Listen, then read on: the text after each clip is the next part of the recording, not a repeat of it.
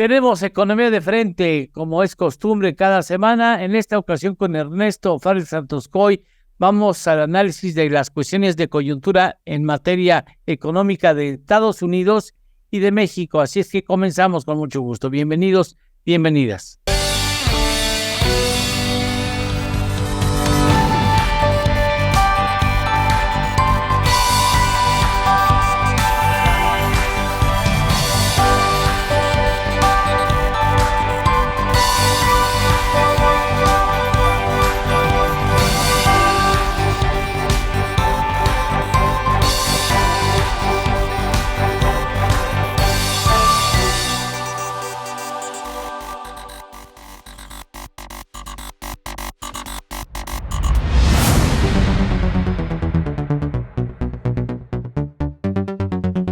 Señor don Ernesto Fares Santoscoy, gusto en saludarle. ¿Cómo estás? Igualmente, Eduardo. ¿Qué tal, amigos? Bueno, ¿qué sería, desde tu punto de vista, lo más destacado de la economía estadounidense en la semana que cursa? Bueno, pues hubo varios indicadores, pero quizás lo más relevante, te diría, no son en sí los indicadores económicos, sino lo que está sucediendo, por ejemplo, con la huelga automotriz, Sí. o al interior del Congreso norteamericano con la posibilidad inminente de un cierre del gobierno por falta de dinero, ¿no? Sí.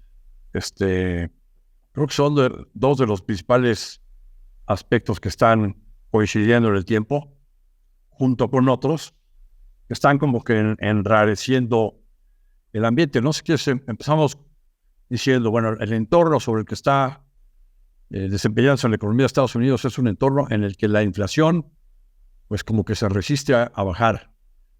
Primero hubo una fase donde sí estuvo bajando, pero ya en los últimos 3 meses más bien ha estado subiendo, y sobre todo la subyacente no se resiste más a bajar. Y por dentro lo que sucede es que la Reserva Federal va a tener que seguir apretando las tuercas cada vez más a su política restrictiva, subiendo más la tasa de interés. En este mes de septiembre, en la reunión del 20, pues decidieron no incrementar la tasa, pero sí dejaron la puerta abierta en su comunicado de que va a haber más incrementos. Se espera para la próxima reunión de noviembre, 1 de noviembre, un incremento en la tasa. ¿Ese es inminente, un aumento más en el año? En noviembre. Pero no descartamos que en el primer semestre del año entrante pueda haber otro incremento más.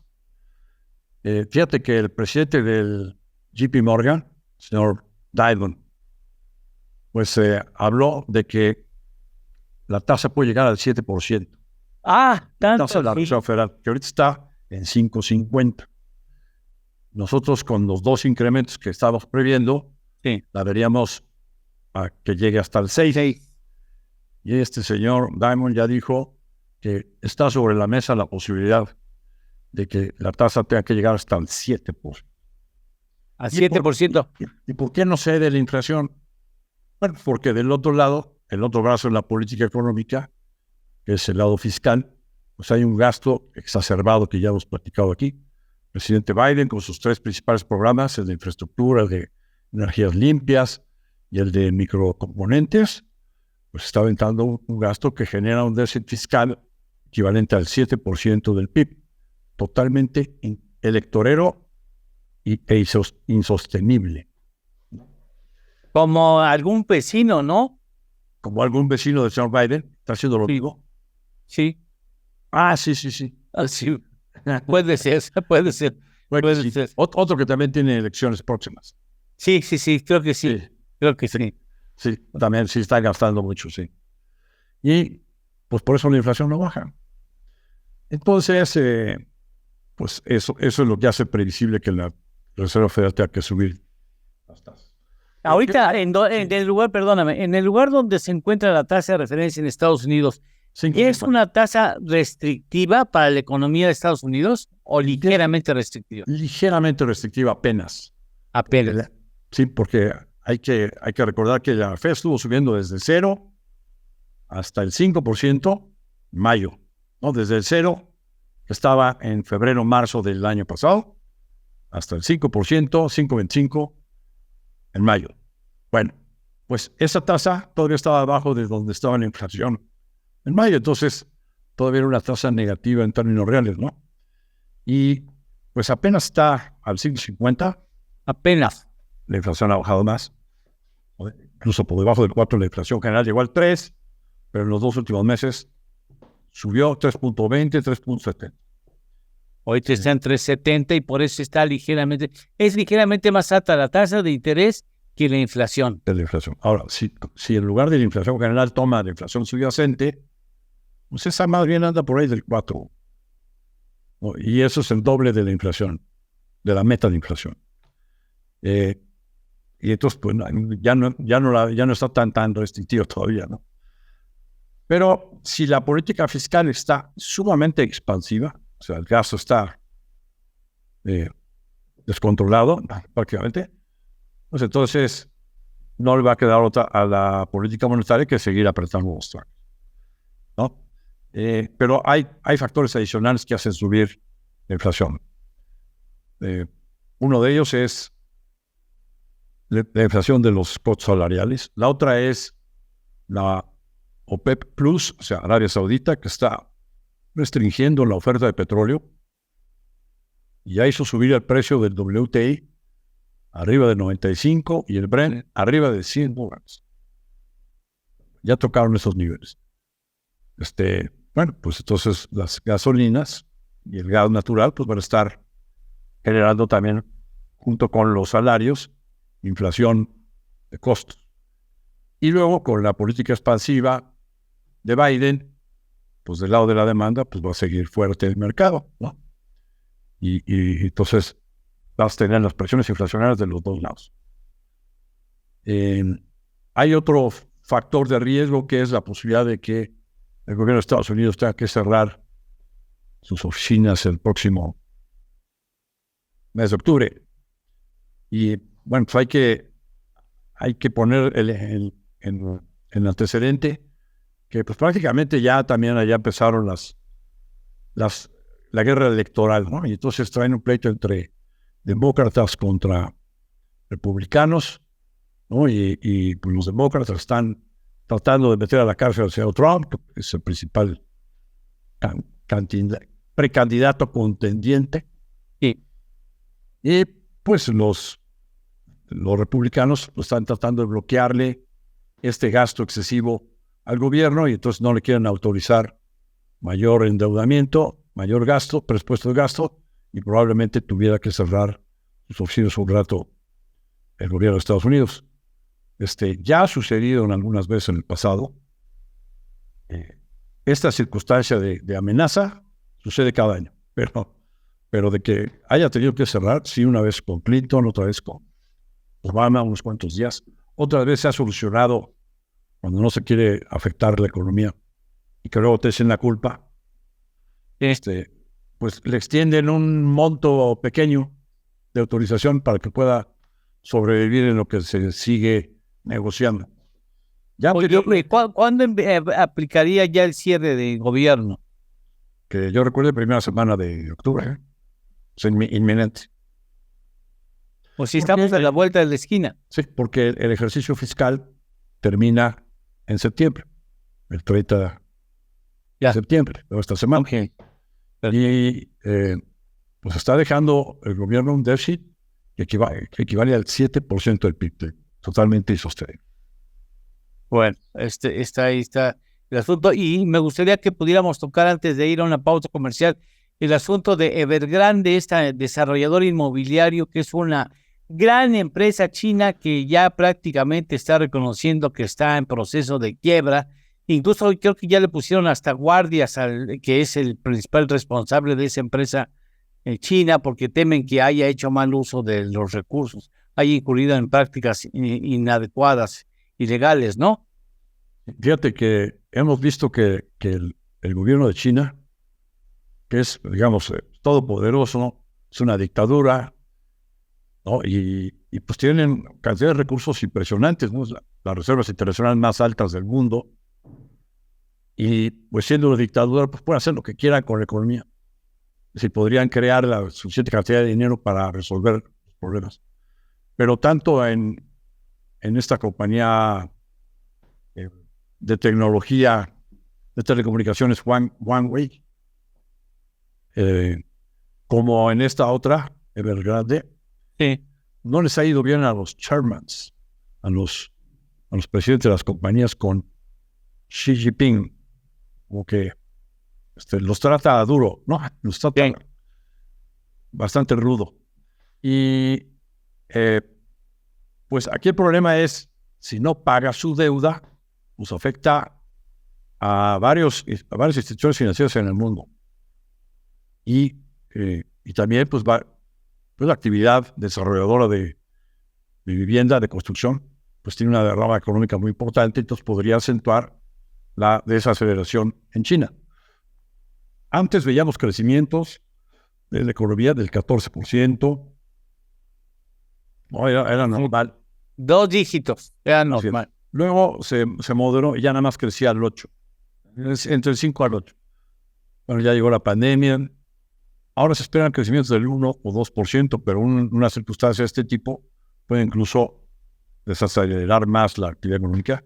Y además le pega como una ola expansiva a toda la región y a varios otros países como Brasil, que tienen mucho comercio con China. Eso podría llegar a tener repercusiones mundiales. Así es, un menor crecimiento mundial.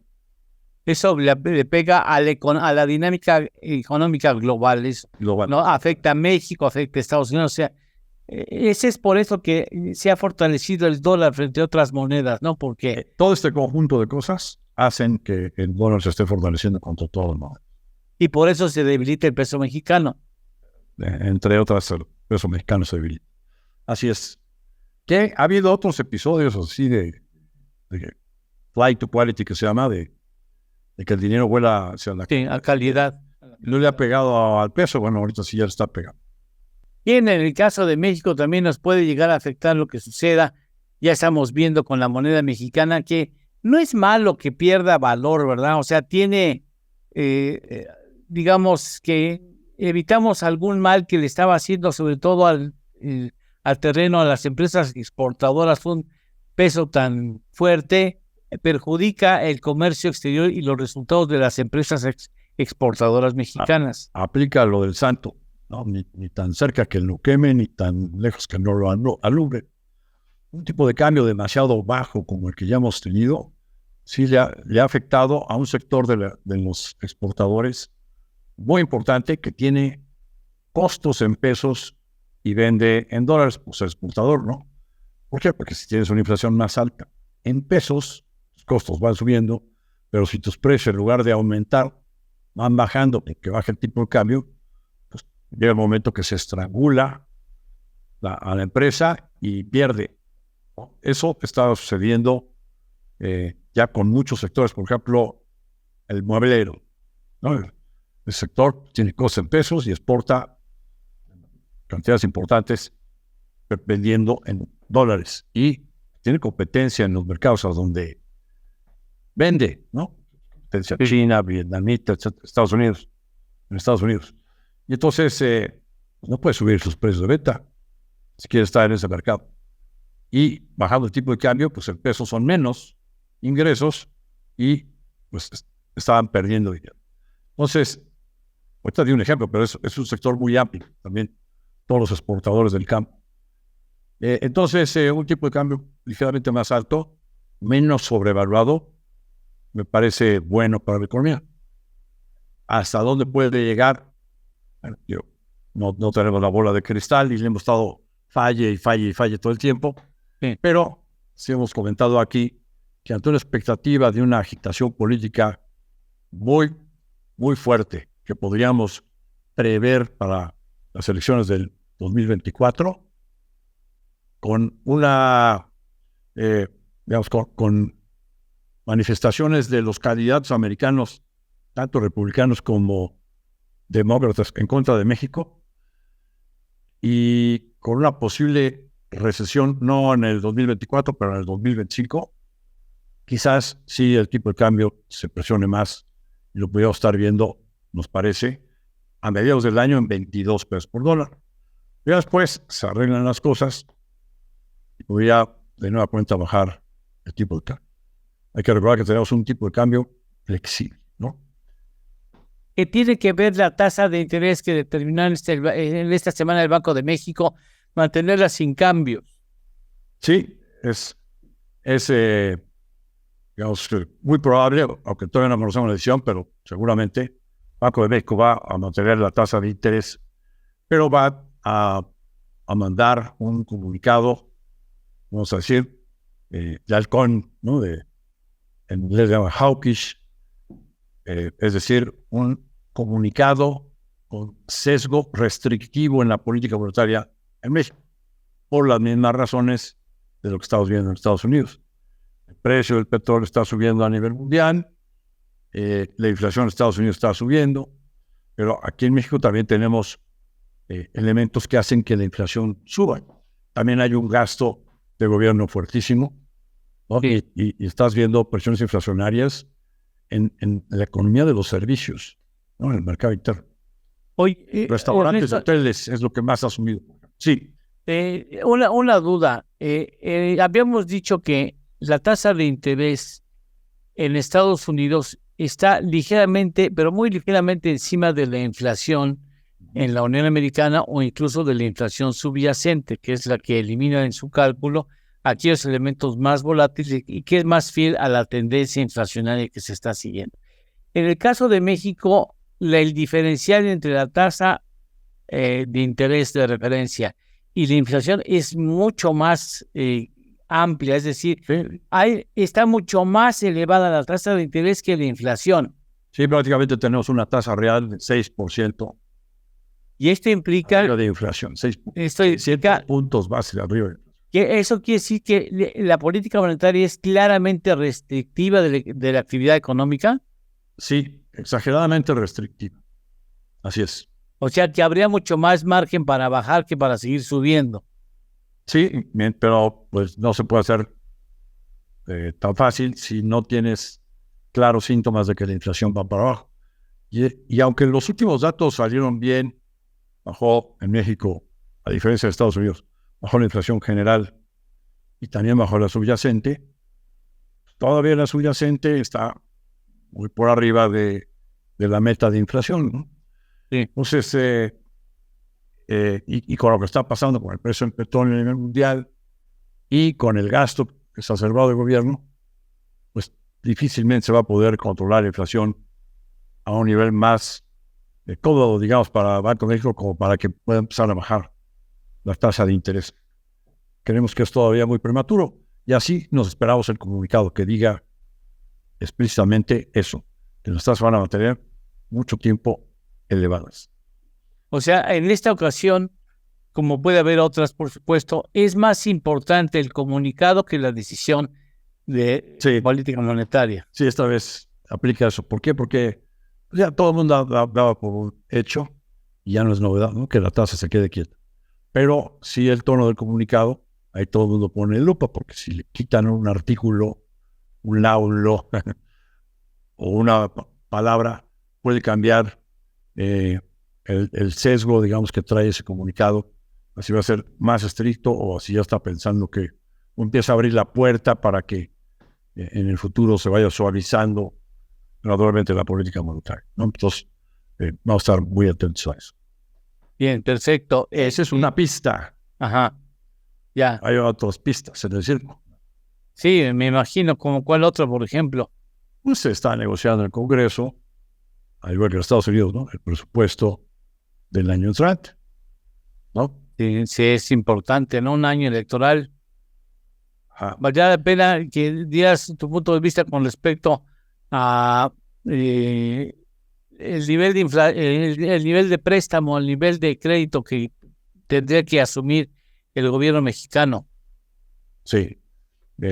Fíjate que en la época del presidente Calderón, la relación deuda sobre PIB estaba por debajo de 30. El presidente Enrique Peña Nieto, en los primeros 3 años subió 11 puntos del PIB y llegó a 48 50% sobre el PIB, luego bajó. Si la memoria no me falla, creo que cerró en 43 por ahí. Ahí lo tomó el presidente Andrés Manuel López Obrador. Y está prometiendo dejarla abajo del 50%. El secretario de Hacienda, Rogelio Ramírez de la O, está pensando o está planteando dejarla al cierre de la administración por debajo del 50% del PIB, cumplir su promesa. Está planteando 48.8% de deuda sobre el PIB. Sí. Bueno, pues si ha habido endeudamiento, si lo vemos en números absolutos, sí, este gobierno va a romper récord en cuanto a endeudamiento, más de 5 billones de pesos, una cosa así, todo el sexenio, ¿no? No había habido sexenios que de tanto. En términos relativos, pues los puntos que subió en relación deuda sobre PIB fueron menores, como 2/3 de lo que fue en la época de Peña Nieto. Pero, ¿cuál es el problema? Que no puedes hacer una lectura con los parámetros tradicionales, sino que aquí hay que ver, por ejemplo, que esta administración recibió amortiguadores del gasto, pero heredó, ¿no?, de las administraciones anteriores, que podrían sumar más de 1 billón de pesos. Entre el Fondo de Estabilización para Ingresos del Gobierno Federal y el Fondo de Estabilización para los Ingresos de los Estados y el Fondo de Contingencias de Desastres Naturales y todos los demás fideicomisos, creo que fueron 700, que pues, llegó la barredora, recogió todo el dinero y ya se lo gastaron, ¿no? Pues eso es también una cuestión que tenemos que considerar en el análisis, ¿no? Claro, esos guardaditos ya no se los van a heredar a la que sigue, sea del partido que sea. Y por otra parte, el último déficit fiscal sí es elevado. Y aunque el gobierno presume que dice que pues lo que pasa es que están gastando más ahora porque no quieren dejar obras inconclusas como han hecho los gobiernos, este gobierno sí quiere dejar todas las obras concluidas, por eso está gastando más en este año. Bueno, si analizas el presupuesto, fíjate, la cifra de endeudamiento para este año es cerca de 2 billones de pesos. Y el presupuesto para las obras de infraestructura es de 222 mil millones, o sea, aproximadamente el 10% del déficit es el gasto de infraestructura. En ese, más de la mitad se lo lleva Dos Bocas. 120 mil, una cosa así. Bueno, pues quita ese 10%, te queda de todos modos un 90% de déficit que las siguientes administraciones lo van a cargar, ¿no? Van a cargar con él y pues van a tener que hacer algo al respecto, porque adicionalmente este nivel de deuda sobre PIB cercano a 50% es el límite para la escasa recaudación que tiene nuestro país, a pesar de que esta administración sí incrementó fuerte la recaudación en base a aplicarse hacia los causantes, a fiscalizar a los causantes mayores, ¿no? Sí fue muy eficiente esta recaudación, incluso con terrorismo fiscal, ¿no? Sí. Pero pues, a pesar de ese incremento en la recaudación, pues está dejando, por un lado, una situación de endeudamiento en el límite. Sin amortiguadores, se acabaron los amortiguadores, y pues con la amenaza de perder el grado de inversión, porque hay varios problemitas que se van a quedar heredados, como es las finanzas de Pemex, las finanzas del CFE. Están, pero por la calle de la amargura. Y ha habido también amenazas de las calificadoras de que si pues siguen metiéndole recursos del gobierno federal a Pemex, van a terminar afectando a la calificación de la deuda soberana. O sea, no es cosa menos.